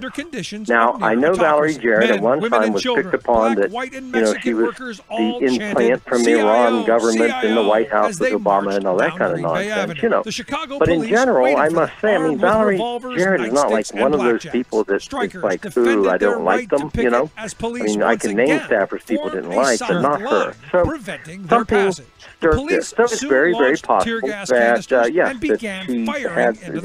the thought in her mind and then the encouragement in the pill bottle. That's part of it. The weird thing about this, though, is she tweets about somebody that no one knows. It's an insignificant tweet, and not the racist part, but it's an insignificant tweet about Valerie Jarrett herself. She's not somebody that makes DC revolve. And now Roseanne has not only lost the show, but put a lot of people out of business. Collaboration the between caterers, municipal the officials, cast, the corporate crew, leaders, and the military in you were telling me that strike you would thought it go was somewhere like over uncontested 1,000 or even more. I was thinking like 100 people are going to lose their job. And you're like, no, it's over 1,000. Because I hadn't thought of all of the caterers and the drivers and all of the people that go into, just all of the stuff. I mean, it's when you start thinking about it, this one idiotic moment of hers, which there have been a bunch, this is going to cost people their lives. Right, they have the staff, the crew, the caterers, they have the advertising, the people that work for them. Welcome back to the Rick Smith Show. The advertising. I mean, you can just go on and on this. Show.com. Questions, comments, something on your mind, you can email me. Rick when this first happened, I had a friend of mine said, she was taken off interesting TV because she's pro-Trump. Interesting story coming out of California. Then they said, well, why is Jimmy Kimmel still on? And it's one of those things where you just go, like that. And because they make fun of the president. In that, everything's different. Here's the bottom line. Finally, ABC is a corporation. And now, the employer Disney, class is waking up to the reality honestly, I don't follow that stuff, Rick, but if you treat people well, if you pay them well, maybe they're going to be willing to stay around. And it's one of those things that, I've been saying for a very long time, that, if you treat people with dignity and respect, you treat them well, they'll stay. The story that I found today that just I said, wow, maybe someone, and every once in a while you find an employer like this who says, hey, let's try something a little different. So there's this story of this guy named Eric Mason. Eric owns a Chick-fil-A, of which I'm not a fan. The corporate heads, their push towards theocratic rule, not a big fan, but understand each of these places are independently owned. The thing I do like about the model is each owner only owns one store, so that one place is that person's, as opposed to a McDonald's where you have, one guy owns 50 of the local McDonald's, and we call them independently owned. Good luck on that. But evidently, Eric Mason has come up with this idea that in California, in Sacramento, just down the road from the airport, I guess, they're going to start paying their employees $17 an hour. Right now, they pay them $12 to $13, so there's going to be like a $5 an hour jump in their pay right away. And now there's some weird things in this story that make me wonder, a whole bunch of labor law violations. And again, another reason why I think you need a union. But evidently, he's put out these applications. He wants to hire somewhere between 35 and 45 people, of which all of the current employees will be able to apply. I guess they're all fired now. I guess they've all been set to the curb because of this new standard. But it's interesting that he said, look, when we go to a living wage, we're looking for people who are trying to raise families, improve their lifestyles. Maybe they could just work one job, and then it's sustainable. What that does for the business is provide consistency, someone who has a relationship with our guests, and it's going to be building a long-term culture. Now, understand, in the restaurant industry, the turnover rates that I've heard are in excess of 100%. Now, imagine that. You have more than 100% turnover. That means not just everybody leaves, but everybody leaves, and then more people leave. Because, look, these are people who are chasing nickel raises. And, this guy's going to give this a shot. Now, understand, in California, the minimum wage is $11 an hour. So he was paying like $1, $2 above minimum wage. Now he's going to jump that up to $6 above minimum wage. By 2022, California goes to $15 an hour in 2022. So he'll still be ahead of the curve. And, the hope is that as those years go by, he continues to add on to that. Understand that, according to the Bureau of Labor Statistics, the average wage for a fast food worker in that area is about $11.42 an hour, just 42 cents over the minimum wage and about $1 higher than the national level. So when you look at this and you go, okay, this guy's got something, and I hope it works, to be honest with you, because maybe then other high road employers will go, you know what, we want to keep people, we want good family sustaining jobs. We want people to have the ability to have pride in the work that they do, and that work is actually rewarded. I got to tell you, I wish more employers would do this. Now, the industry is all kind of guffawing and kind of tripping over themselves, laughing. Oh, it's never going to work. This kind of stuff is about fixed costs and how the franchise system is kind of rigged because of the amount of fees that they take out. Talk to any Subway owner, they will tell you it's almost a screw job in the amount of money that you have to kick up. And the fact that you have to buy all of their stuff and you have to run their promotions and just all down the line. Now, in this situation with Chick-fil-A, I don't know. It will be interesting to see in a year if he does this and what works out. But I remember that guy who was going to pay, I think he was going to pay everyone in his business like $50,000 or $60,000 a year. And for a couple of years, as I remember, because I kept checking on him, he was doing okay. He was existing. They were doing, the company was doing well. He wasn't making, millions of dollars in salary, but he had good, solid employees and they stayed. And as I remember, they were doing well last I checked. Now, this will be interesting to find out how it plays out because, you're talking about substantially higher wage. Do you get the more quality people who are going to want to stay and who are going to want to, spend their life and all that there? Now, according to the job description, a successful applicant, the application reads, must love to smile and connect with people, make eye contact, and speak enthusiastically, and make working hard and delivering high standards look easy and effortless, enabling others to be efficient and effortless as well. I don't know that that's really a tangible thing. I think that's more of a subjective, but it will most certainly be something interesting to watch. Now, as of now, you've got the National AFL-CIO doing what I think they should have been doing for, I don't know, the last 10 years, 20, 30, 40. They are running an ad campaign in Florida, Illinois, Michigan, Minnesota, Nevada, Ohio, Pennsylvania, Wisconsin, and Massachusetts. Also in Minnesota, they'll be running the ad on, I guess today they did. And it's this big, giant, page ad saying that, look, unions, raise wages, big, giant letters, join a union, exclamation point. It says something is happening in America. This letter from Richard Trumka, the president of the AFL-CIO, says, workers aren't sitting quietly as the wealthy rig the rules of the economy we built. We are leading a revolution to demand what we've rightfully earned. I like it. I don't know that it's true, but I like it. He says we see it in the historic teacher strikes sweeping the country. We see it in the hundreds of thousands of workers forming and joining unions. We see it in the countless young people rejecting the status quo and seeking the rights that come with a union card. He goes on, from the boardroom to the steps of the Supreme Court, a dark web of corporate interests is trying to stop us with everything it has. But no matter what any CEO or lobbyist does, we are standing up for the freedom to join together in a union. If you want to raise better benefits and the dignity of having a voice on the job, we're saving a seat for you. Join us. Be part of the fight to build a brighter future for you, your family, and working people everywhere. And they tag it with the freedomtojoin.org website, which I hope people will take a look at because this is, again, the kind of outreach should have been doing 30 years ago. Should have been doing 20 years ago, should have been doing 10 years ago. But eventually you get to it, and this is the beginning of it.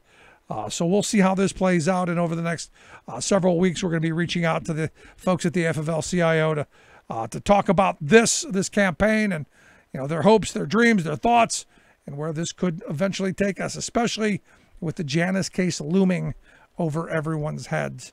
Quick break, right back.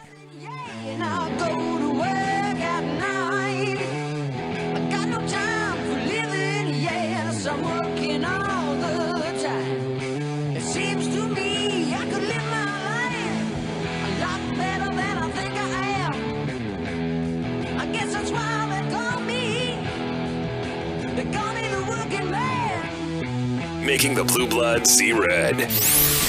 The Rick Smith Show. I'm Rick Smith, and this is Labor History in 2. On this day in labor history, the year was 1937. It was a day that would become known as the Memorial Day Massacre. 10 demonstrators were killed by police bullets while protesting at Republic Steel on the southeast side of Chicago. U.S. Steel, also known as Big Steel, had signed a contract with the Steelworkers Organizing Committee, part of the CIO. But several smaller companies, known as Little Steel, refused to recognize the union. This included Republic Steel. The union called for a strike against Little Steel. In Chicago, sympathizers from all around the city gathered on Memorial Day at Sam's Place, a bar where the union set up its strike headquarters. After a round of speeches, the crowd began a march across a field toward the Republic Steel mill. They were stopped midway by a formation of well-armed Chicago police officers. While demonstrators at the front of the procession argued for their right to proceed, police mercilessly fired into the crowd and tracked down people as they fled. Molly West, a typographical union Local 16 member and a youthful demonstrator at the time, remembered hearing the police scream, "Get off the field or I'll put a bullet in your back!" Newsreel footage captured the barbaric and bloody scene. The state's attorney exonerated the police and their assault. But a federal congressional committee found the police had indeed used excessive force. Today, there is a sculpture commemorating those who were killed. The sculpture was created by Ed Blazek, a former employee of the Republic Steel Company. It features 10 steel pipes, each representing a smokestack of the 10 steel mills that once operated in the area. They also represent the 10 demonstrators who were executed for the crime of wanting a better life. Labor History in 2 brought to you by the Illinois Labor History Society and The Rick Smith Show.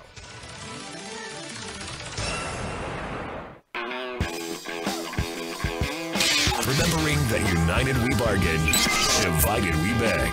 Rick Smith. He's going the distance. He's going for speed.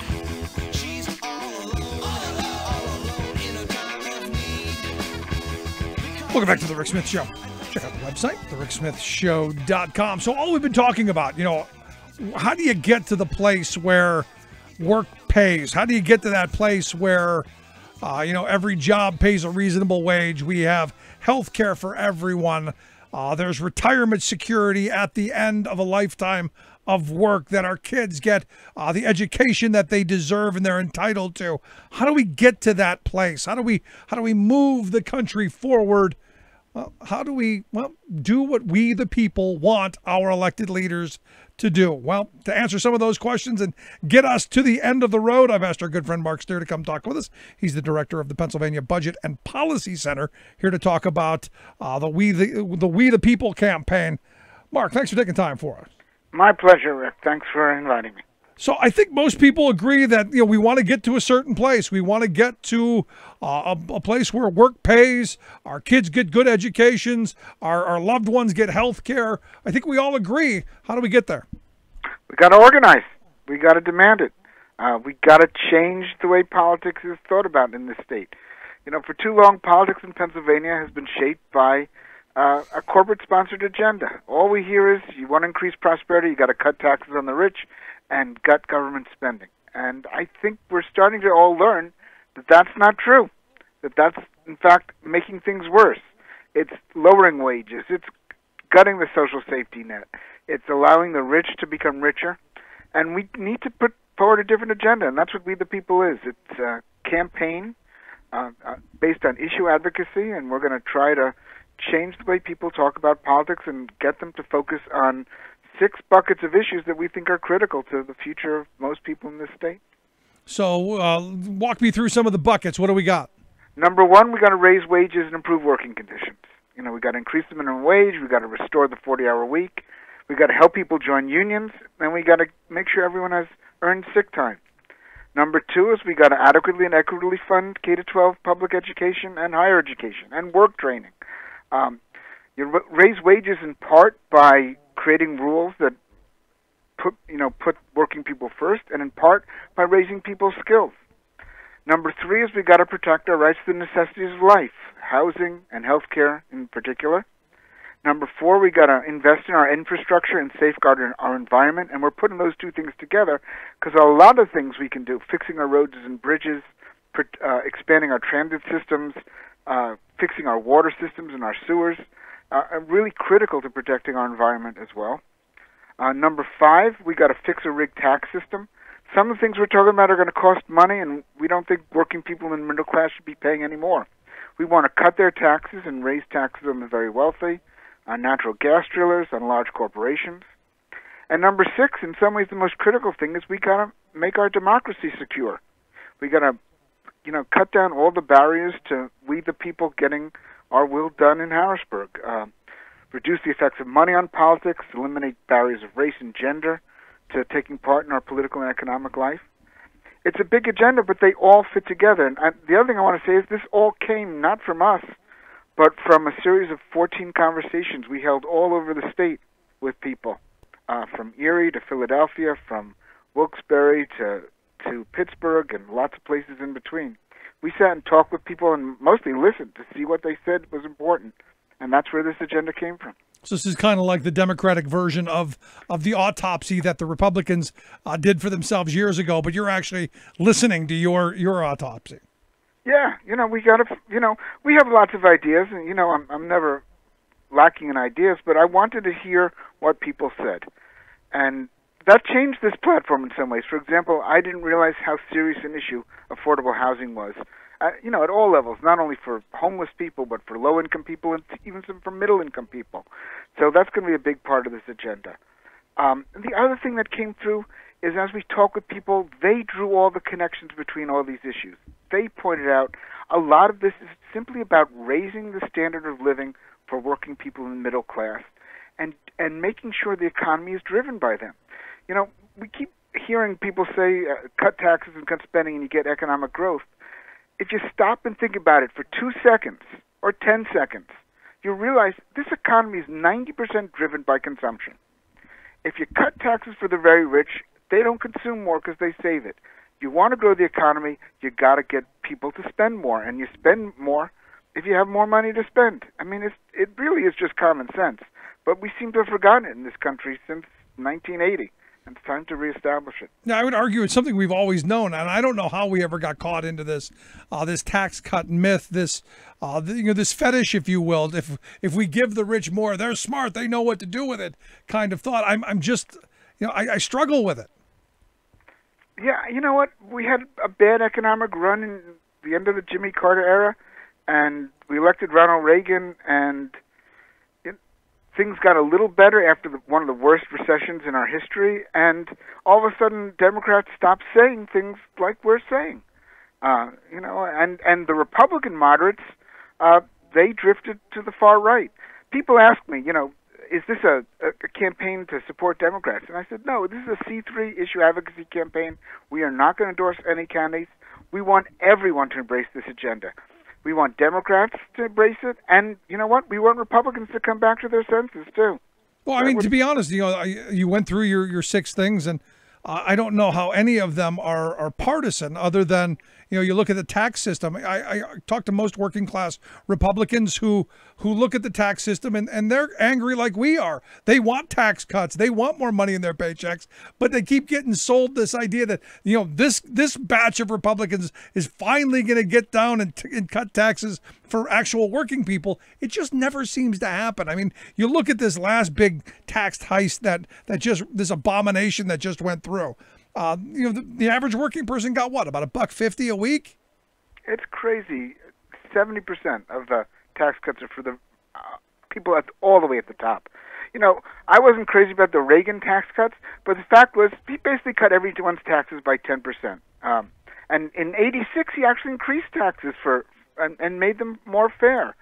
This is so far from Reaganism. This is just robbing middle-class people, robbing working-class people to make the top 1% wealthier. It is doing absolutely nothing for the economy, and we keep seeing that. All these companies, they're not investing more, they're not increasing the pay of workers, they're having stock buybacks, which puts money right in the pocket of the 1%. Yeah, and you look at the case of Harley-Davidson, they're taking their windfall and actually leaving the country. Mm-hmm. Yeah, some are doing that too, because the tax cut actually creates more incentives for businesses to leave, which makes no sense at all. And this is where you come back to having some sane and rational tax code changes.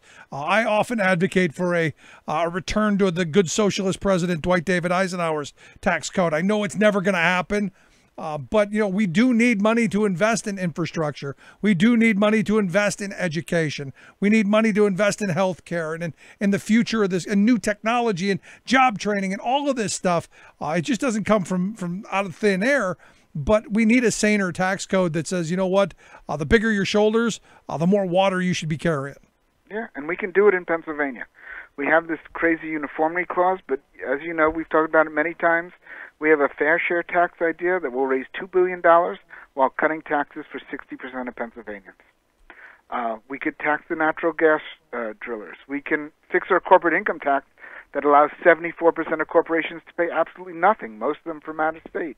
We do all these things, and we have plenty of money to invest in things that create economic growth and that raise the standard of living for working people. And that's really what politics should be all about. And that's what this campaign's all about.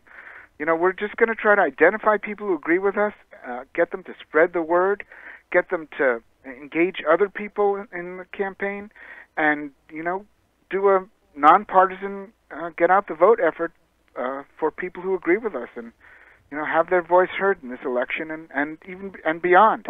We're not stopping in November. It's really not about the election entirely. It's about building a group of people who we're going to mobilize next year and tell whoever gets elected to the General Assembly, this is our agenda, and it's time for you to start meeting it. I'm glad you said that because, so often what happens is that we ramp up a couple months before the election and everybody gets all geared up and, this is our agenda and we're going to be pushing this. And then the day after election, everyone goes, okay, back to life. And all of those things that they wanted to accomplish, are sitting somewhere on a desk collecting dust. And, never again do we bother pushing that set of agenda until the next election where we pick it up and revamp it and rewrite it and then do it again. And it seems to just be this insane cycle. Yeah, well, I'm glad you raised that because, as you can imagine, I'm spending a lot of time raising money for this campaign. And we hope to get to about $750,000 if we can from various sources, some foundations, some labor unions, some other places, individual donors. And we're telling people this is an ongoing campaign. It is not just about the election. It's not primarily about the election. It's about moving an agenda in Pennsylvania. And look, I have no illusions. This is not all going to happen in 2019. Well, this is going to take us some time. It took us a long time to get into this mess. It's going to take us a long time to get out of it. But if we don't start thinking long term and start really making an effort to get people to wake up to the craziness of this cut tax, cut spending agenda and focus on things that actually will make our lives better in the long term. Some things which require individual initiative and some things which require us working together through politics and nonprofits. We're sunk. This country is not going to go forward. This state is going to fall way behind unless we start moving in this direction. So let's, roll up our sleeves and get to work. No, but again, I look at what the right wing has done over the last 40, 50 years, and you have to be in awe of their commitment to this long-term vision of getting where we are right now. And you think about the societal change and the seismic shift in thought process that's happened just over my lifetime, in getting us away from each other, away from our government, and in this world of the billionaires will take care of us, the benevolent corporations will do well by us. Yeah, well, we've learned from them. We've learned you have to think long term. We've learned you don't focus on details of public policy. You focus on big themes. We learned that we have to have an agenda that we can convince people leads to prosperity. That's part of their secret. We stopped talking about growing the economy and start talking about redistributing things. Now, the secret, I think, is that we have to recognize that when we take care of working people in the middle class, we grow the economy.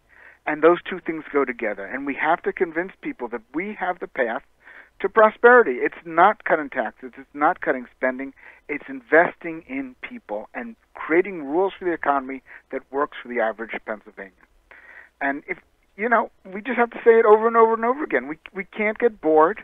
We can't look for new words to say every 6 months. We can't talk to consultants about, what's the language we should be using this month.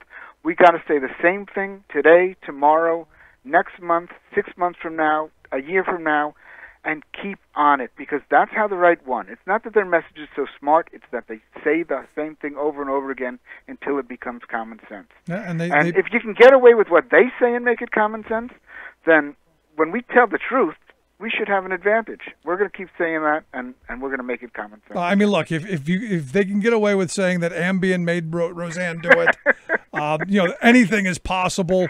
It's just you got to build a big enough microphone and you got to get it into people's ears. That's right. That's right. Seems very simple to me. Well, as this continues, I'd love to have you back and share the thoughts, what we're finding out, what we're doing, how the campaign's going, and all of that. Mark, I appreciate it. Yeah, can we just tell people to go to wethepeoplepa.org and sign up with us? wethepeoplepa.org. Right. We'll make sure we get the links out. Mark, thanks so much.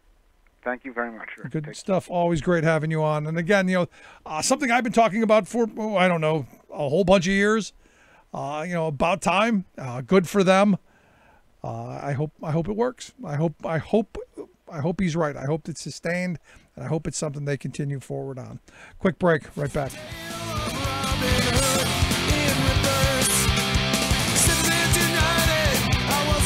When the kids are united, they can never be defined as yesterday. There's a brand new sham today. Uncovering the con in conservatism. Rick Smith. I'm Rick Smith, and this is Labor History in 2.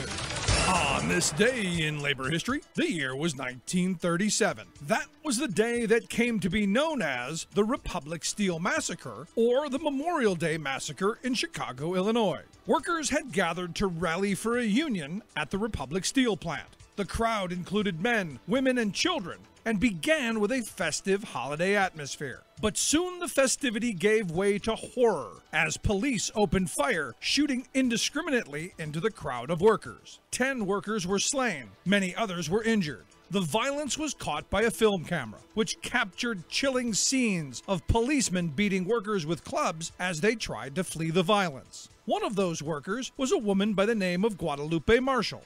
Lupe had come to the United States from Mexico in 1917. At the time of the strike, she was working for the famed Chicago Hull House, researching the conditions of Mexican workers in the city. During the massacre, she was wounded in the head. She was then shoved into a patrol wagon, where she tried to help other wounded people. One of the wounded died in her arms. Later, she testified before the U.S. Senate Committee of Education and Labor about what she saw that day. She said, quote, "As we were walking along to the patrol wagon, I noticed men lying all over the field. Some of them were motionless, some were groaning, but nearly all of those that were lying down had their heads covered with blood, and their clothing was stained with blood." The Senate committee helped expose what happened that bloody day in Chicago. The local newspaper blamed the violence on the workers, and the film of the event was suppressed by the city. Republic's bloody ground, the 30th of May. Oh, brothers, lift your voices high for them that died that day. The men who make our country steel, the toilers in the mill. They said in union. Like what you hear? Check out more at laborhistoryin2.com. From New York, I'm Luke Vargas with your World in 2 Minutes. A top North Korean official widely viewed as Kim Jong-un's right-hand man is due to land in New York on Wednesday for talks with Secretary of State Mike Pompeo. Kim Yong-chul, a top diplomat and nuclear weapons official, is subject to U.S. sanctions imposed by President Obama in 2010. Those sanctions blamed Kim for ordering an attack on a South Korean naval vessel that killed more than 40 sailors. It's likely Kim chose to travel to New York, given that North Korea doesn't have an embassy in Washington, but maintains a small office space on 2nd Avenue in New York, manned by the country's UN ambassador. According to the State Department, Secretary Pompeo has a meeting with President Trump scheduled for Wednesday afternoon before he flies to New York. And get this, when news broke Tuesday of the murder of a Russian journalist, Arkady Babchenko, in Kiev, Ukraine, it turns out it was deliberate fake news. One of Ukraine's top cops admitted Wednesday Babchenko is very much alive and that his staged murder was part of an attempt to capture those believed to be hunting the journalist down. Babchenko shocked reporters by appearing in person at a news conference Wednesday and was emotionally distraught, as Ukrainian officials announced that one alleged assassin had been arrested as a part of a sting operation after Ukraine learned of a Russian plot to kill the journalist.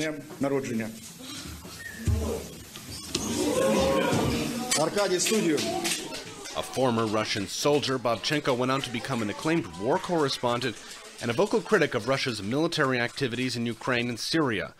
The Russian government has been known to order the killings of provocative reporters in the past. According to the Committee to Protect Journalists, some 38 reporters have been targeted for murder within Russia since 1992, with justice served in only 5 of those deaths. Luke Vargas, The United Nations. Luke Vargas, New York. Remembering that united we bargain, divided we beg. Rick Smith. To this battle, take my Union gun. Gonna end this world of slavery, for this war is one you're bound to lose. Are you fascist or bound to lose? Welcome back to the Rick Smith Show. Check out the website, ricksmithshow.com. Questions, comments, something on your mind, you can email me, Rick, at thericksmithshow.com. A couple of quick things to get to. Evidently, the Republicans in California, evidently they're done. Evidently, they've hit, according to reports over at Politico, they have hit rock bottom. Yes, the state that spawned the Reagan Revolution is now a third. They're third in the race of parties. You have the Democrats, the no political affiliation, and then the Republicans. Evidently, 44%, a little over 44.6% of the registered voters in California are registered as Democrats. 25.5 are registered as no affiliation, and 25.1 are registered as Republicans. And, you know, there are actually 3 or 4 seats. I'm hearing as many as 7 seats potentially in California. Could be flipped. Devin Nunes could be one of them. That could be one seat. ISIS's seat could be flipped. Probably going to be flipped. There's a lot of opportunities to pick up a lot of ground in California and basically do away with the Republican Party there. So there you go. And one of my favorite religious stories of the day, yesterday we hit on Jesse Duplantis, I think is how he pronounces his name. He needed a fourth jet, just $54 million. This Baptist church in South Carolina, the little town of Lexington, South Carolina, evidently this church, the Red Bank Baptist Church in Lexington, they are removing a statue of Jesus and the little scenes next to him because it's too Catholic. I don't know what that means, and neither do they. But you know what they know? They know that it's too Catholic. And again, I've said for years that, you know, once we finally declare the U.S. a Christian nation and we put the flag in the ground, big C on the flag, the fun will really begin when the different sects of Christianity eat each other. And they, start doing this whole theocratic kind of holy war, if you will. I mean, Bush wanted to get us into another crusades. The fun will be when we eat our own. And the left behind people will be thrilled because, it's the end of times. But I've got to be honest. I can't believe that. I cannot believe that they're going to rip this 7-foot, statue of Jesus down because he looks too Catholic. I'm sure it's exactly what Jesus would do. I'm positive. You know how they ask, what would Jesus do? He'd rip a statue of himself down because he looks too Catholic. Oh, jeez, oh, man. You know what? I think what Jesus would really be doing? I think he would be part of that We the People campaign. And it's all stuff that, we've talked about here on the program that Mark has finally put together in one coherent, cohesive package that politically maybe someone's going to fund and they're going to get behind and start pushing. Because what the Republicans have done masterfully is they've given their followers a book. You know, it's almost like a religion. And I've been saying that we should be creating almost that religious kind of environment where when people talk about, you hear a Republican, it's all about lower taxes, smaller government, less intrusive government, my guns. You know, they've got their mantra down. They've got their talking points. The left doesn't. Whenever you talk to a Democrat and you go, why are you a Democrat? Well, you know, and you get a whole bunch of verbiage and a whole bunch of, facts and figures and all this. You talk to a Republican, it's bang. I know my guns, lower taxes, and get that government, you know what, out of here. Even though, the Republicans are just spending like drunken sailors, and it's your tax money and your kids' future and all that, and the roads are crap and all this other stuff. But, they at least buy the message. This is where I've been saying Democrats have to have the same thing. When you ask somebody, why are you a Democrat? For me, it's, why am I a Democrat? It's because, well, they support a worker's right to choose unions. They support a woman's right to choose to do what to do with her body. They support the idea that we should have a voice in our democracy, that we should have voice and we should have power, that it's about us and not about the corporate profits. And you go through this stuff, and a tax code that's fair. It's about fairness, simple, basic fairness. Instead of hooray for me and screw you, which seems to be their bumper sticker right now. But, as he points out, raising the wages, some education money, good stuff, housing, infrastructure, a tax code that works, and, of course, securing our democracy, all really great stuff. And certainly things we will be continuing to talk about as we have for the past 13 years. So good on them. Good on you. And thanks so much for tuning in. I'd love to hear your thoughts. You can email me, rick@thericksmithshow.com. Thanks so much. We'll see you back here tomorrow. You've been listening to The Rick Smith Show. Together, we can make America better. Email rick@thericksmithshow.com or interact with us anytime.